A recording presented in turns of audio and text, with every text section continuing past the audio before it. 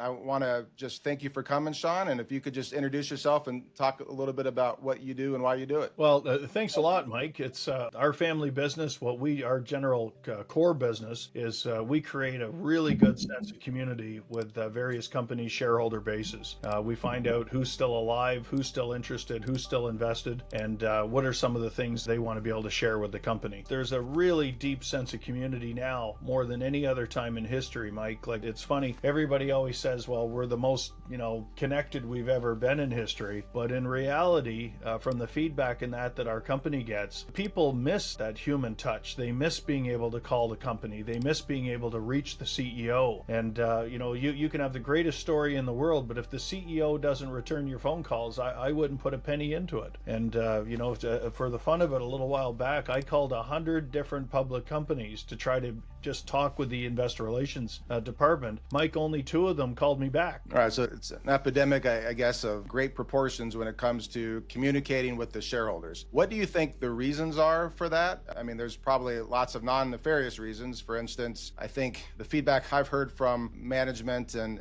insiders and companies is they're afraid of saying something that isn't publicly available to the rest of the shareholders. So for instance, they're afraid they may misstep and make a forward-looking statement, and they just have a real phobia of the regulators. What would you advise that management does to basically mitigate that perceived risk, which is a real risk? Well, for starters, I don't know if it's so much a worry about people talking to the regulators as you might think. The reality of it is that you're only allowed to share what's in the public domain anyhow.